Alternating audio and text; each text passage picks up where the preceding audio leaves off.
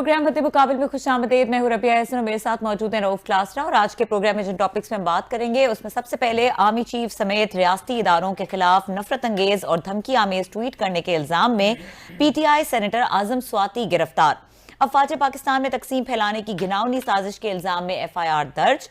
Senator आजम स्वाति का खुद पर बहीमाना तशद्दुद का इल्जाम। पिम्स अस्पताल के माहिर डॉक्टर्स के पैनल ने सेहतमंद करार दे दिया। इसके अलावा बात करेंगे इमरान खान ने खैबर पख्तूनख्वा में हालात की खराबी की जिम्मेदारी वफाकी हुकूमत पर डाल दी। शहबाज गिल के बाद आजम स्वाति पर तशद्दुद पर इमरान खान बरहम। क्या करीबी साथियों की गिरफ्तारी से इमरान खान को आखिरी वार्निंग दी जा रही है? इसके अलावा बात करेंगे आम इंतखाबात से कबल 16 अक्टूबर के ज़िमनी इलेक्शन में इमरान खान और PDM के दरमियान सख्त मुकाबला मुतवक्के। मुखालिफ जमातों के मुकाबले में 7 हलकों से इमरान खान ने खुद को मैदान में उतार दिया। इमरान खान की सियासी जंग का फैसला कौन मरहले में दाखिल होना और क्या ज़िमनी इंतखाबात पाकिस्तान की मकबूलियत का फैसला करेंगे, ये तमाम सवाल आज के प्रोग्राम में उठाएंगे। हमारे साथ इस सेगमेंट में मौजूद होंगे इलेक्शन पर बात करने के लिए जमशेद रिजवानी साहब। लेकिन बिफोर इलेक्शन ये एक इंपॉर्टेंट हैपनिंग है क्लास साहब, जिस तरह से आजम स्वाति गिरफ्तार हुए एक ट्वीट करने पर। अब सवाल ये पैदा होता है कि आफ्टर जो शहबाज गिल के साथ हुआ, एक सबक आमोज ही उसको कहना चाहिए जो भी था, उससे PTI ने सबक क्यों नहीं सीखा? आजम स्वाति को क्यों नहीं लगा कि इस तरह का वो ट्वीट करेंगे और उसके रिपरकशंस नहीं होंगे? बड़ा अहम सवाल है आपका। It's a very meaningful question.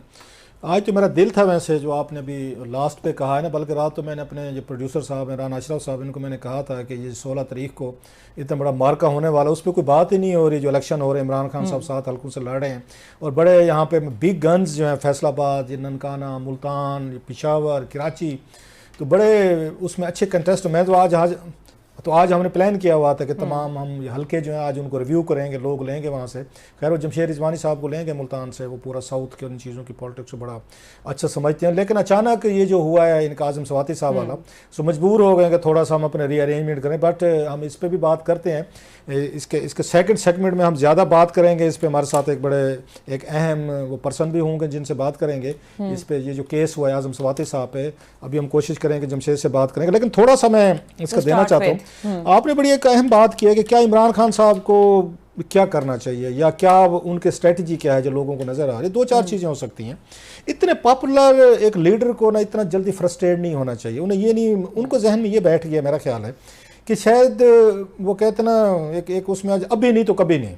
उन्हें लगता है कि मैं इस वक्त पीक में हूँ। मैं उस वक्त मालिक साहब के शो में था, उनके साथ फवाद चौधरी साहब भी थे, तो वो भी ये बता रहे थे कि इमरान खान साहब की पॉपुलैरिटी ग्राफ जो है ना वो सबसे ज़्यादा है, जो कि अंडरस्टैंडेबल है, बिल्कुल ज़्यादा है।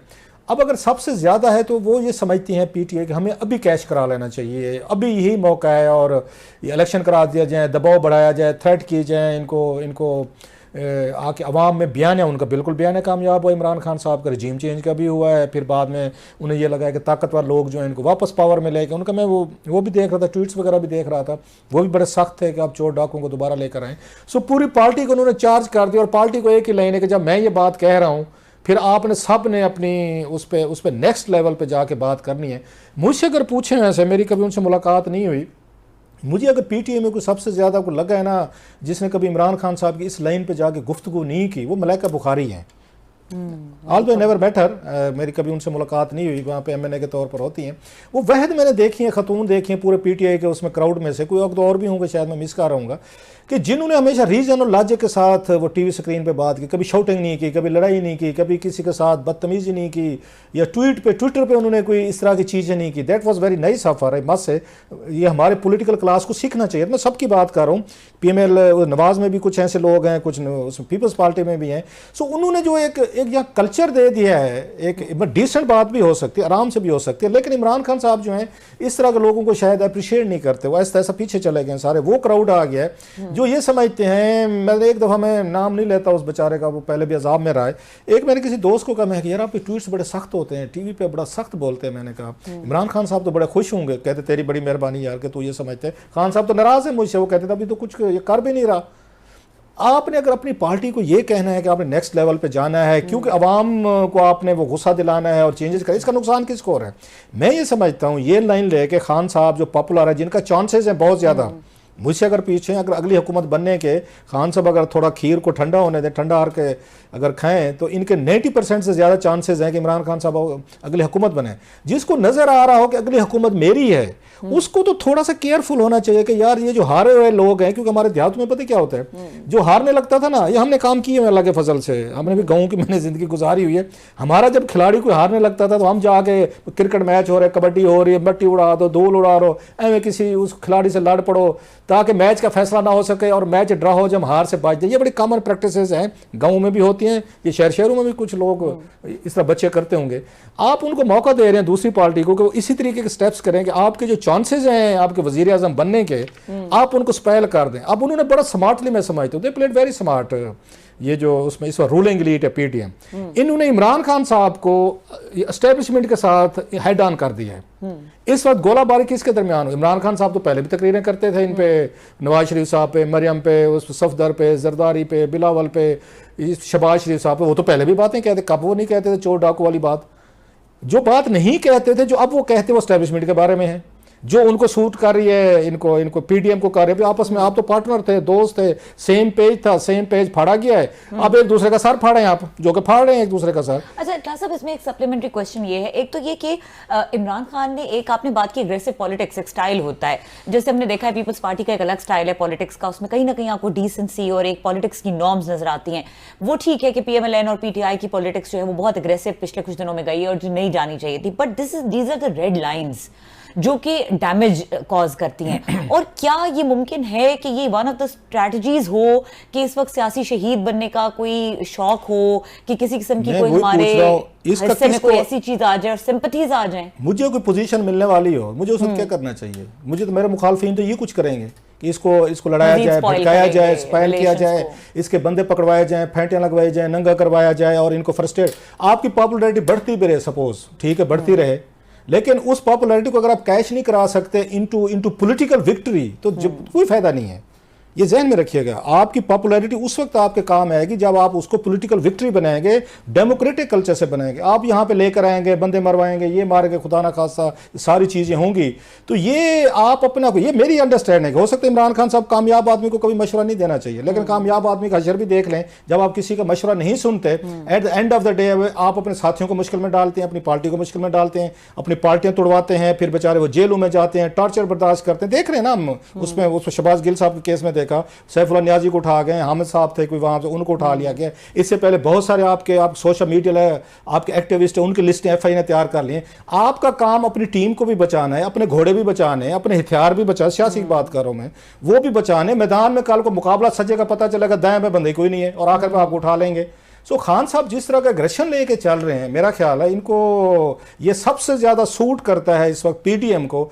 आराम से उनके ट्रैप में खेल रहे, इसी एक ही चीज़ पे कि हमारा बयाना बिक रहा है, लोग हमारे साथ हैं, हमारी पॉपुलैरिटी बढ़े। इस पॉपुलैरिटी से आप इलेक्शन नहीं करवा सकेंगे। इसी पॉपुलैरिटी को मेंटेन करते हुए आप अगले इलेक्शन तक जाएं, 6 महीने हूँ या साल हूँ, वो ख़त्म नहीं हो रही, दुनिया ख़त्म नहीं हो रही कि आज के बाद माई वे हाई वे। खान साहब का मसला ये, वो दिल्ली में जो आगे मुगल हुक्मरान करते थे, यहाँ पे टर्क्स, यहाँ पे ईरानियंस, यहाँ पे ये अफगान, अरब जो करते थे हिंदुस्तान में, तलवार फैसला करते थे कि बादशाह कौन होगा। अब दुनिया बदल गई, तलवार के जरिए फैसले नहीं होंगे कि बादशाह कौन होगा। Democratic culture we like it और not, that's the only way. But anyway इस पे बड़ी लंबी बात हो सकती है, मैं नहीं चाहता कि सेकंड सेगमेंट में बिल्कुल बात करेंगे। अच्छा sir, coming to the elections, Jamshed Rizwani साहब सीनियर जर्नलिस्ट हैं, वो हमारे साथ मौजूद भी हैं। जमशेद रिजवानी साहब, बड़े ये फैसला कौन इलेक्शंस होने जा रहे हैं 16 अक्टूबर को, और है तो ये बाय इलेक्शंस, लेकिन हमने पंजाब के इलेक्शंस के टाइम पे भी ये कहा था कि ये डायरेक्शन सेट करेंगे आगे जो चलने वाली पॉलिटिक्स है और एक पूरा जो सियासी मंजरनामा है। तो अभी ये तो बिल्कुल वो शुरू में हैपनिंग के बिल्कुल शुरू में हुए थे, अभी थोड़ा टाइम गुजर चुका है और एक तरह से एक टेम्परेचर सेट हो चुका है। तो ये इलेक्शंस, इनकी सिग्निफिकेंस और इसमें रुझानात, इसके ऊपर जरा बताइएगा। जमशेद साहब साथ मौजूद हैं? जी जी बिल्कुल, आवाज आ रही है आपको मेरी? जी, सवाल सुन लिया आपने मेरा? जी मैंने सुन लिया है जी। और जो क्लासा साहब बात कर रहे थे पीटीआई की क़यादत के हवाले से, और जो अगर हम अब देखें, आपने बात की जुलाई के ज़िमनी इलेक्शन के हवाले से, और फिर अब जो ज़िमनी इलेक्शन होने थे और फिर तारीख आगे हुई, तो उसका फर्क यकीनन पड़ रहा है, इसको सिग्निफिकेंट है। और जिस जगह पे इमरान खान साहब दोबारा नहीं पहुंच सके, तो जो पीटीआई का मोमेंटम हाँ, उसमें फर्क जरूर पड़ा है उस जगह पर जहां खान साहब दोबारा कम से कम नहीं गए हैं, और जहां अब लेकिन ये कहना कि उनका काफी ज्यादा फर्क पड़ा है तो नहीं।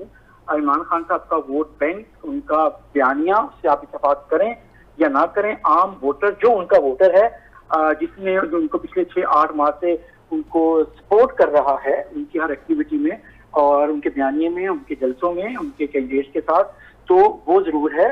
बाकी जो इस वक्त नजर आ रहा है वो ये है कि मुख्तलिफ कॉन्स्टिट्यूंसीज में वो सूरत हाल नहीं है जो 17 जुलाई को मैं जमशेद इसको वन बाई वन लेते हैं ज़रा थोड़ा सा। जमशेद रिजवानी साहब, मैं पूरा तारुफ करवा दूं, ये कोई 30-35 साल से जर्नलिज्म में मुल्तान में, बल्कि मैंने जर्नलिज्म इन्हीं से सीखी थी। जब मैं एंटर हुआ था, ये मेरे उस्ताद भी हैं जमशेद रिजवानी साहब, मैंने बड़ा कुछ इनसे सीखा है। तो ये बहरहाल ये अच्छी खासी बिग पोजीशंस में, one of the best political commentator और हमारे साउथ की पॉलिटिक्स को बड़ा करीब से जानते हैं। यार मुल्तान में इस वक्त जो बड़ा मैच पड़े हैं, 3-4 बड़े मैचेस पड़े हैं जमशेद, एक आपको आवाज आ रही है? जी आ रही है। अच्छा, 3-4 इस वक्त बड़े मैचेस हैं, क्योंकि हम फंस गए हैं ना यहाँ पे। मतलब इस्लामाबाद में इमरान खान साहब के जलसे जुलूस, लड़ाई झगड़े, आजम सवाती साहब फलाने, तो लोगों की तवज्जो नहीं है कि 2 दिन बाद पाकिस्तान में एक बहुत बड़ा एक मतलब पॉलिटिकल एक मैच हो रहा है। इमरान खान साहब की अपनी क्रेडिबिलिटी, अपना इलेक्शन 7-8 हल्कों से वो खुद लड़े, लेकिन मुल्तान में जो बड़ा एक इस वक्त इलेक्शन लड़ा जा रहा है वो वहाँ पे 2 बड़ी बिग फैमिलीज हैं। यूसुफ रज़ा गिलानी साहब की फैमिली है और साथ में शाह महमूद कुरैशी साहब की फैमिली है। शाह महमूद कुरैशी साहब की बेटी लड़ रही है, इनका यहाँ पे बेटा लड़ रहा है। मैं इस पे जरा चाहता हूँ, पहले यहाँ से शुरू करें। आपको क्या नजर आ रहा है 2 दिन बाद इन दोनों फैमिलीज में से who is going to win? कौन जीत रहा है इस पे कमेंट करते हैं थोड़ी देर बाद, लेकिन पहली बात यह है कि ये जो दोनों फैमिलीज हैं पहले हमेशा पॉलिटिकल हवाले से अपनी अपनी जगह पर काफी के साथ रहे हैं, कभी इकट्ठे भी रहे हैं, कभी मुख्तलिफ जमातों में भी रहे हैं, लेकिन ये जो बराह रास्त मुकाबला आन पड़ा है दोनों फैमिलीज के दरमियान, इसमें पार्टीज कहीं पीछे हैं। एज किसको है, किस पार्टी का वो बात करते हैं, लेकिन ये 2 फैमिलीज की पॉलिटिकल सर्वाइवल की ये सब लड़ाई है, और इसमें दोनों अपने जो खानदान के बच्चों को अब आगे लेकर आए हैं और वो बराह रास्त 1-on-1 लड़ रहे हैं। पहली दफा देखें, कुरैशी फैमिली में कभी भी कोई खातून पॉलिटिक्स में नहीं आई, आप भी ये बात जानते हैं, लेकिन इस इलेक्शन में मखदूम साहब को अपनी बेटी को मैदान में उतारना पड़ा है, और ये कि जाहिर अपनी फैमिली और अपना वोट बैंक, अपना ग्रुपिंग और उसके साथ अपना जो असर है वहां, और अपनी जनरेशन को पॉलिटिकली आगे लेकर आना, चाहे जहन है, जहन के बाद अब उनकी बेटी को उन्होंने वो किया, तो ये जो अपना ग्रिप रखना होता है कॉन्स्टिट्यूएंसी में, उस इलाके में, ये कुरैशी साहब की जो ख्वाहिश है वो उसके मुताबिक वो चल रहे हैं। इसी तरह से यही काम गिलानी साहब ने भी किया, और अली मूसा, अली हैदर या अब्दुल कादिर जानी, आपको पता है कि पॉलिटिक्स में, इलेक्टोरल पॉलिटिक्स में रहते हैं और बड़े इन हैं। तो ये एक खानदानी जो बर्तरी है, सियासी बर्तरी है, ये लड़ाई इस हल्के में उस वक्त है, और दोनों खानदान ह्यूमन रिसोर्स के हवाले से उनका जितना भी फैमिली असर रसूख हो सकता था, जितने फैमिली के लोग हो सकते हैं, वो पूरे के पूरे दोनों इन्वॉल्व हैं, और उस इन्वॉल्वमेंट इस वजह से भी है, सबको पता है कि ज़िमनी इलेक्शन है, हो सकता है कुछ अर्से बाद ये नया इलेक्शन भी हो, लेकिन वो क्यों इस इलेक्शन में जाना चाह रहे हैं कि एक दफा साबित ये करना है कि हम कितना आगे हैं और हमारा ग्रिप क्या है। तो इसको मेंटेन करते हुए इसी को गिलानी फैमिली भी समझ रही है, और उनके 4 बच्चे और constituency wise, union council wise इन हैं, उनकी मखदूम साहब की, शामू साहब की बेटी, खवातीन को उन्होंने फोकस किया हुआ है, और वो मर्दों में उन्होंने कंपेन नहीं की, उनका ये सारा सहरा उन्होंने दिया हुआ है, अपने जिम्मे लिया हुआ है सारा काम मखदूम साहब ने खुद और जैन कुरैशी साहब ने। तो अच्छा जमशेद एक थोड़ी सी इससे पहले कि दोबारा है कि कौन जीते हारेगा, असेसमेंट होती है, रीडिंग होती है।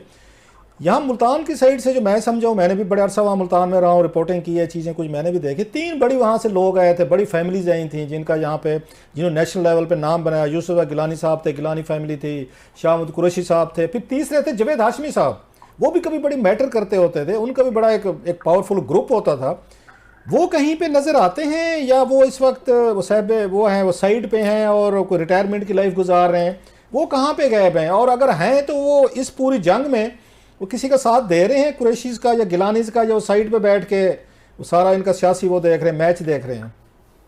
मखदूम जावेद हाशमी साहब इस वक्त यूसुफ रजा गिलानी साहब के बेटे अली मूसा गिलानी साहब को सपोर्ट कर रहे हैं। उनके मखदूम रशीद में इस कॉन्स्टिट्यूंसी में जो उनका हल्का असर है वहां वो अपना वो वजन डाल रहे हैं और वो ओपनली मखदूम शाहमूद कुरैशी साहब की जाहिर है लोकल हल्के के हवाले से भी मुखालफत कर रहे हैं और फिर गिलानी साहब के साथ अपना ताल्लुक भी निभा रहे हैं। और तीसरा मुस्लिम लीग नवाज और पीडीएम के साथ उनका इस वक्त जो एसोसिएशन है उसकी वजह से भी वो एक चौथा फैक्टर मुझे याद आ रहा है, शायद आपके जहन से इस वक्त भूल रहा होगा, कि जब मेरा ख्याल गद्दी का झगड़ा पड़ा था वहाँ पर मेरा ख्याल 97 98 में, if I am not wrong, तो उस वक्त भी ये शाहमूद कुरैशी साहब को डिसलॉज करके जावेद हाशमी साहब इनकी जगह वो गद्दी लेना चाह रहे थे वहाँ पे मुल्तान में। उनके मुकाबले में मखदूम साहब के मुकाबले में उन्होंने मखदूम आमिर गौस थे, उन्हें सपोर्ट किया था और आपको याद होगा आपने खुद भी कवर किया था उन दिनों में, उन्होंने मखदूम आमिर गौस को सपोर्ट किया था और उनका उर्स भी करवाया था और जो मखदूम साहब पहले करवाते होते थे और उनको वो पुरानी मतलब वो पुरानी रेवलरीज पुरानी दुश्मनी भी चल रही है, साफ जाहिर है कि वो गद्दी के हवाले से भी होंगी और बाकी जो आपने फैक्टर्स बताए हैं जो जावेद हाशमी साहब के। जी बिल्कुल वो जो चल रही है। देखिए इस दरमियान में एक गैप आया था, याद होगा कि जब वो आकर मखदूम साहब और जावेद हाशमी साहब और शाह महमूद कुरैशी साहब जो दोनों थे वो एक पार्टी में पीटीआई में इकट्ठे हो गए थे 2 अक्टूबर 2011 के बाद और वहां भी पार्टी के अंदर मखदूम शाहमूद कुरैशी साहब की और जावेद हाशमी साहब की आपको पता है कि वहां कोल्ड वार चलती रही थी जब पार्टी का सदर बनाया गया था मखदूम जावेद हाशमी साहब को और शाहमूद कुरैशी साहब जाहिर है कि वो जमशेद वो फैक्टर आ गया हमें समझ में कि फेयर इनफ के हाशमी साहब जो है सपोर्ट कर रहे हैं वो उनको ये गिलानी साहब के साथ हैं बिकॉज ऑफ द रीजंस। अच्छा मैं हमारी टीम ने कोई थोड़ी सी रिसर्च की है, इट्स वेरी इंटरेस्टिंग कि जो पिछले इलेक्शन हुए थे 2018 में जो NA 157 मुल्तान में जो गैप है, जो वोटिंग का गैप है वो बड़ा कम था। मतलब पीटीआई के ज़ैन कुरैशी साहब जो हैं इन्होंने अली मूसा गिलानी को तकरीबन 6,500 वोटों से हराया था। आपको लगता है कि आपकी दफ़ा ये गैप जो है ये बढ़ेगा इनकी बहन को, जो बहन है शाहमूद कुरैशी साहब की बेटी जो है उनको वोट ज़्यादा पड़ने के चांसेस हैं या क्योंकि गैप 5-6 हज़ार का है और जो पीटीआई की एक इस वक्त एक इनका रैला आया हुआ है, इनकी पॉपुलैरिटी है, व्हाट डू यू एक्सपेक्ट कि 5-6 हज़ार का गैप ये आके ब्रिज कर लेंगे या वो ज़्यादा ले जाएंगे वोट शाहमूद कुरैशी साहब की बेटी जो है? देखिए ये एक जो आपकी टीम ने यकीनन जो रिसर्च की है उसको अगर देखें तो ज़ैन कुरैशी साहब ने 70,371 वोट लिए थे जबकि अली मूसा गिलानी साहब ने 70,830। आप ये देखें कि पीपल्स पार्टी का वोट बैंक नहीं है कहीं भी, पंजाब में और साउथ में बहुत ज्यादा नहीं है, तो 70,000 वोट अली मूसा गिलानी का लेना सिर्फ पीपल्स पार्टी का वोट नहीं था, वहां गिलानी फैमिली का अपना असर रसूख और उनका गिलानी साहब का जो अपना वोट बैंक है वो भी उसका भी बहुत बड़ा हाथ था अगर ये देखें। अच्छा इसी तरीके से उस वक्त मुस्लिम लीग नवाज के एक उम्मीदवार थे मलिक अब्दुल गफ्फार डोगर, उन्होंने 62,000 वोट लिए थे। तो जो एंटी पीटीआई वोट पड़ा था वो तकरीबन 1,32,000 वोट एंटी पीटीआई ज़ैन कुरैशी साहब के मुकाबले में पड़ा था। अच्छा ये सारे फैक्टर्स इस वक्त दोनों पार्टियां इकट्ठी हैं तो 1,32,000 एंटी वोट और 77,000 ज़ैन साहब का वोट है। तो यहाँ से इनका मुकाबला अगर हम 2018 के फिगर के साथ जाते हैं तो इनका मुकाबला यहाँ से शुरू हो रहा है। क्या अब आप जो बात कर रहे हैं कि इमरान खान साहब का बयानिया बिल्कुल है, देहात में भी है और खासतौर पे जो इनके जो 7 यूनियन काउंसिल्स हैं, शहरी यूनियन काउंसिल्स हैं उस इस हल्के में उसमें भी यकीनन है जो लेकिन जो मुकाबला है खासतौर पे जो कंपेन का अंदाज था ना दोनों का, गिलानी साहब का और कुरैशी साहब का, वो बहुत हर जगह उन दोनों ने अपने अपने तौर पे अपने अपने अंदाज में उस कंपेन को चलाया।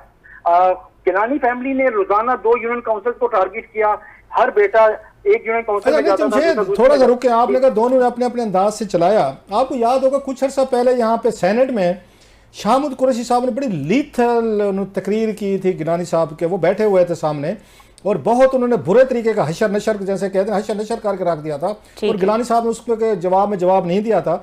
ये तलखी आपको वहाँ पे भी नजर आती है ऑन ग्राउंड, वहाँ पे गिलानी साहब की या ये कुरैशी साहब की या इनके बच्चों की वहाँ पे? मेरा ख्याल है वो कम नहीं हुई, बड़ी है। आपकी नजर से शायद वो चीज गुजरी होगी या नहीं गुजरी होगी। अभी चंद दिन पहले जो लोकल अखबारात में पीपल्स पार्टी के अली मूसा गिलानी जो कंपेन चला रहे थे, उनकी जो उनके सपोर्टर इश्तहार दे रहे थे, उसके मुकाबले में एक और इश्तहार माहर बानो कुरैशी के हक में आया और उसमें जिस अंदाज में गिलानी साहब पर तोशा खाने वाला और अली मूसा गिलानी साहब पर एफ डीन वाला केस हाफ पेज के इश्तहार में दोहराया गया और उसमें ये फिर दोबारा उस कशीदगी को जाहिर कर रहा है जो जिसका हवाला आप दे रहे हैं।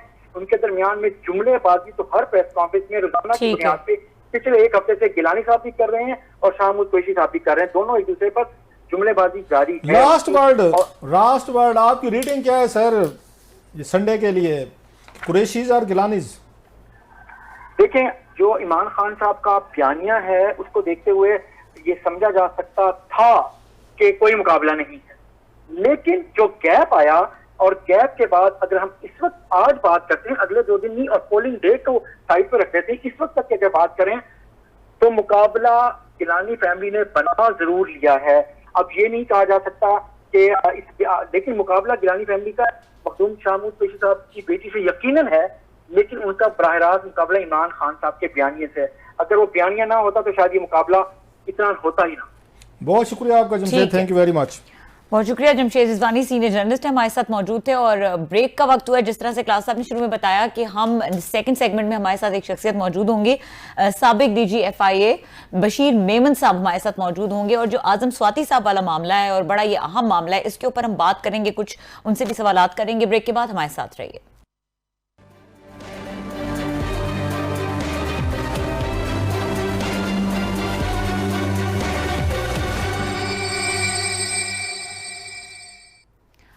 Welcome back. और जिस तरह से हमने ब्रेक से पहले बताया कि आजम स्वाति साहब हमारे बशीर मेमन साहब हमारे साथ इस सेगमेंट में मौजूद होंगे। आजम स्वाति साहब की जो गिरफ्तारी है उस पर बात करने के लिए, ये अहम गिरफ्तारी है। क्लास साहब, आपने फर्स्ट सेगमेंट में बहुत डिटेल से एक थोड़ा सा अहाता कर लिया इसका, तो अब मैं चाहूंगी कि हम थोड़ा सा आगे बढ़ के बात करें और चूंकि बशीर मेमन साहब हमारे साथ मौजूद हैं, एक तो उनको वेलकम करें और उनसे इंसाइट लें। साहब जो इस वक्त सऊदी अरेबिया में हैं, ये वहाँ पे उम्रा करने गए हुए हैं और इस वक्त मदीना पाक में है सर।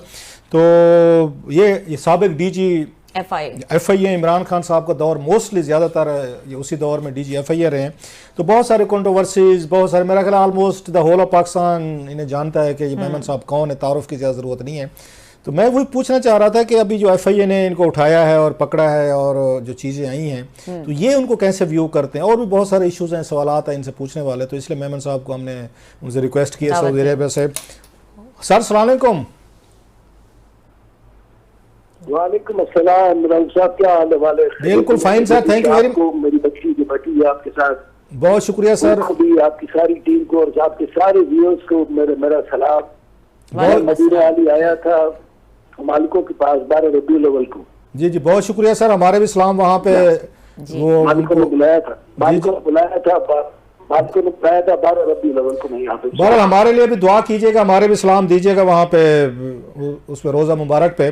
सर आज आपने इंशाल्लाह। जी sir, thank you very much sir. आज आपने सुना होगा पाकिस्तान में बड़ी डेवलपमेंट हुई है, वैसे तो रोज़ ही हो रही हैं, क्योंकि आपसे फील्ड रिलेटेड है कि you have been a DG FIA और बड़े क्रूशल टाइम से बड़े लड़ाई झगड़े कंट्रोवर्सी सब कुछ हुआ। आप कैसे देखते हैं आजम स्वाति साहब पे केस बनता था जो आज बनाया गया, आपका ख्याल है? और जिस पे ट्वीट पे उनको उठाया गया और जिस तरह के इल्ज़ामात लगे हैं कि FIA ने टॉर्चर किया और उनको मारपीट की है, how do you view that sir? अच्छा, मैं थोड़ा सा आपको अर्ज करूँ, मैं तो ना सोशल मीडिया पे ना यहाँ पे टीवी मेरे पास अवेलेबल है, और मैं तो आज मक्का से ट्रैवल किया है और मैं मदीने में पहुंचा हूँ। बंदा जब मदीने और मक्का और मदीने में हो तो बंदा दूसरे ही जहान में सोचते ही अलग होती है। आपने जो सवाल किया है आजम स्वाति साहब के अरेस्ट होने का, मैं ये समझता हूँ जरूर प्रोफेशनली FIA ने बहुत ही ज्यादा प्रोफेशनल इंक्वायरी की होगी और जरूर उन्होंने जो FIR की होगी, जाहिर है वो कोर्ट में जाएंगे, कोर्ट में जाके कोई सबूत साबित करना होगा। लेकिन मुझे नहीं पता, आप मुझे कह रहे हैं कि उन्होंने मारा पीटा भी है, तो मुझे नहीं पता है, कांट कमेंट ऑन इट, इसलिए मुझे पता नहीं है चूंकि। अच्छा सर, आप चले आपके मुंह से सुन रहा हूँ। चले आगे चलते हैं थोड़ा सा। जब आप DG FIA थे उस वक्त बड़ी खबरें आती थी, स्टोरीज आती थी। तो उस वक्त जो इमरान खान साहब थे, उनकी हुकूमत थी, वो भी ट्विटर से, सोशल मीडिया से, फेसबुक से खासी अपसेट थी, बड़ी तंग थी। आपके दौर में भी कोई पर्चे मुकदमे हुए और आपको कहा गया कि ये फ़लाँ फ़लाँ लोग हैं, इनके खिलाफ कार्रवाई करें क्योंकि ट्वीट्स कर रहे हैं which are very uncomfortable. Specially मेरा ख्याल इमरान खान साहब बुशरा बेगम साहबा के हवाले से बड़े डिस्टर्ब थे। आपके दौर में क्या रहा है यहाँ पे, इनके साथ हैंडलिंग कैसे रही है सोशल मीडिया की, ट्वीट्स की और इन तमाम पोस्टों की?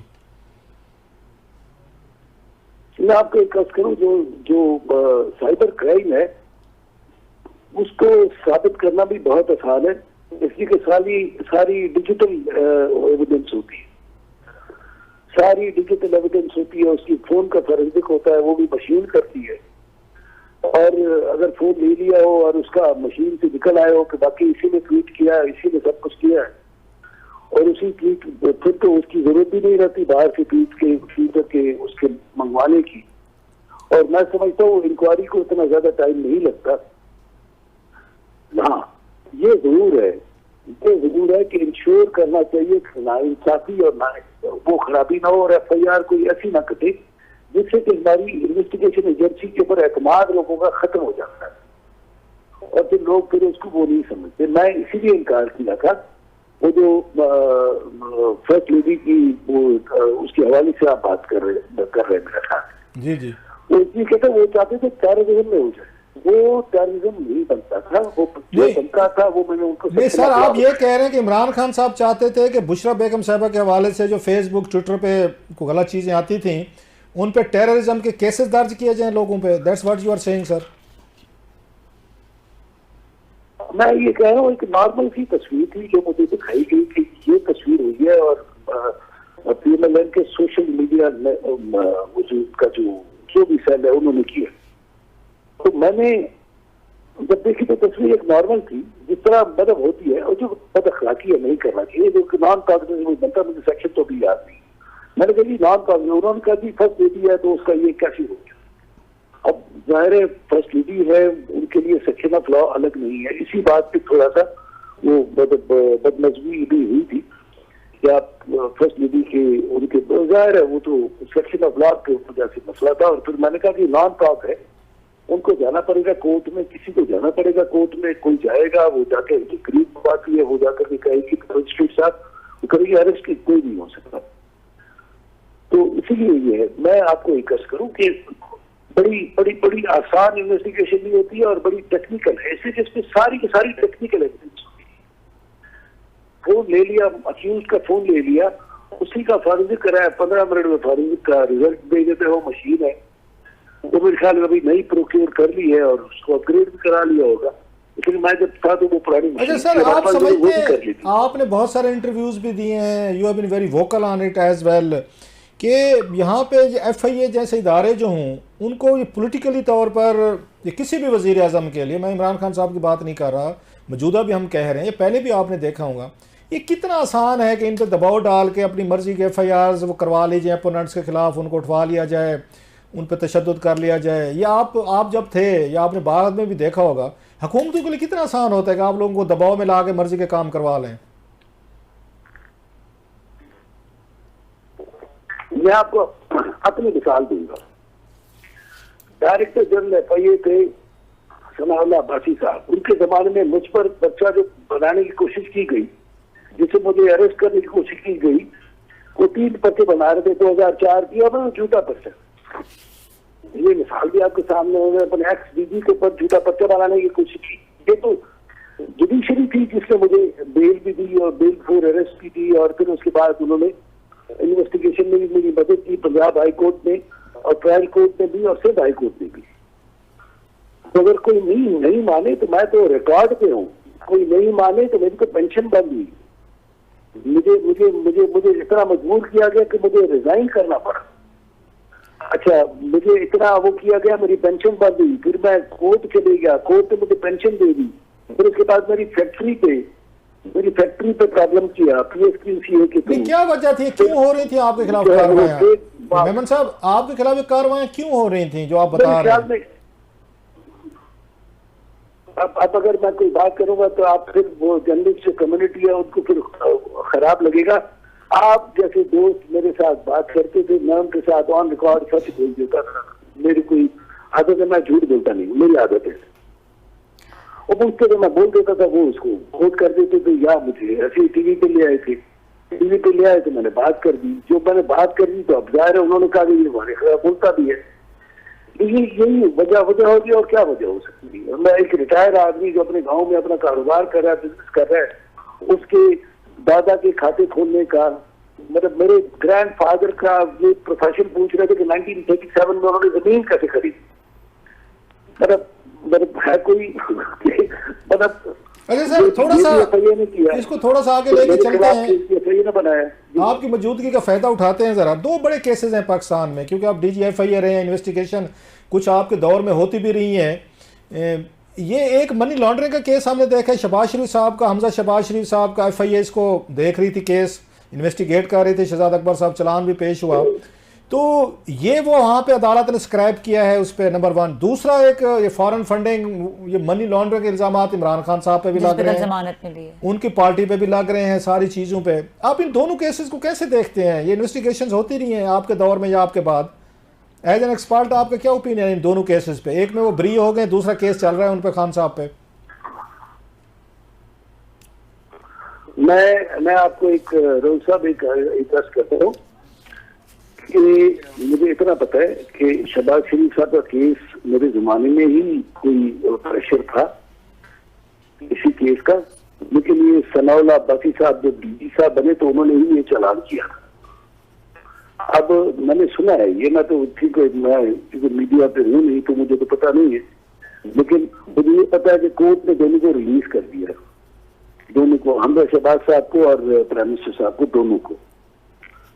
और कोर्ट ने किया होगा तो डेफिनेटली जुडिशियल डिसीजन है।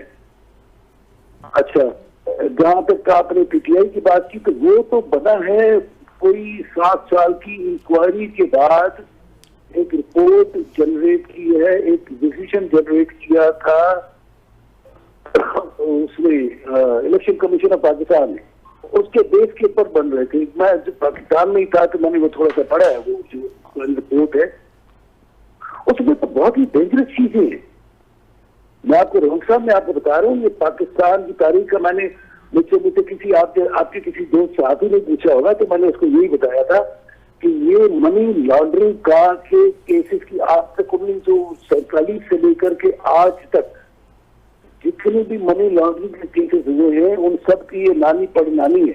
लेकिन मैं आपकी सारी बात काट रहा हूँ मेमन साहब, I am sorry to cut you, लेकिन ये भी तो कम डेंजरस केस नहीं था शहबाज शरीफ साहब का, हमजा शहबाज शरीफ साहब का। इसमें मुलाजमीन के नाम पे करोड़ों रुपए, मतलब कोई, आपने खुद इससे पहले आपको याद है ओमनी ग्रुप को आपने वो किया था, आप इन्वेस्टिगेट किया था, जरदारी साहब वाले फेक अकाउंट। आप उस सिस्टम को समझते हैं, फलूदे वाला, रक्शे वाला, पापड़ वाला, ये काम यहाँ पे भी किया गया था शरीफ फैमिली की तरफ से कि मुलाजमीन के नाम पे बैर से इतने करोड़ों रुपए उनके अकाउंट में डलवाए गए थे। तो कम खतरनाक तो ये भी नहीं था। हाँ, अमाउंट का फर्क हो सकता है, किसी की ज्यादा या कम, तरीका वारदात तो मिलता जुलता था। सर